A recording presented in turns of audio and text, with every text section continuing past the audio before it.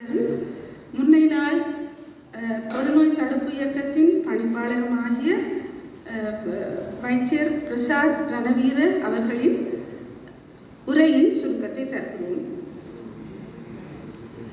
தொழுநோயினால் ஒருவருமே மரிப்பதில்லை. ஆனால் அதன் அறிகுறிகளை ஒருவரும் ஆரம்பத்தில் கவனிப்பதும் இல்லை. ஏனெனில் ஒருவருக்கு தொழுநோய் தொற்றியதிலிருந்து அதன் அறிகுறிகள் வெளிவருவதற்கு 3-4 வருடங்கள் அல்லது 10 வருடங்கள் கூட எடுக்கின்றது. எனவே ஒரு நாட்டிலிருந்து தொழுநோய் முற்றாக அகற்றப்படுகிறது என்று நிர்ணயிப்பதற்கு இந்த வருடத்தில் எங்களுக்கு ஒரு தொழுநோயாளி கூட இருக்காவிட்டால் இன்னும் 18 வருட காலத்துக்கு பின்புதான் இந்த நாட்டில் தொழுநோய் முற்றாக ஒழிந்துவிட்டது என்று உலக சுகாதார ஸ்தாபனம் வெளியிடுகிறது. தொழுநோயால் பாதிக்கப்பட்டவர்களில் 25% 20 தொடக்கம் 30 வயதுள்ளவர்கள் ஆவார்கள். அதிலும் இன்னும் 45% 20 தொடக்கம் 40 வயதுள்ளவர்கள். 8% அங்கவீனர்களாக மாறுகின்றனர். எனவே அதுவும்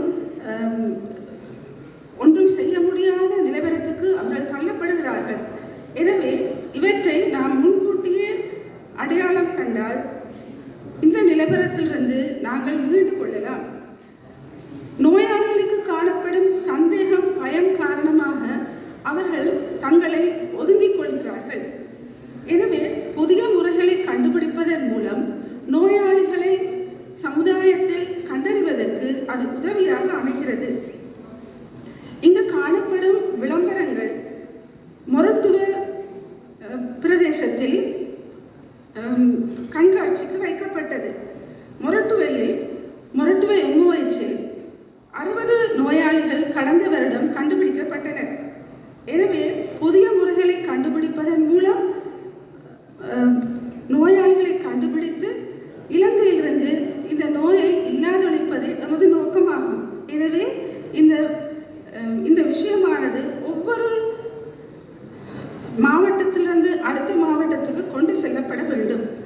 அத்தோடு 20 தொடக்கம் 30 வயதுள்ள வாலிபர்களை நாங்கள் நோக்காக கொண்டு செயற்பட வேண்டும். நன்றி.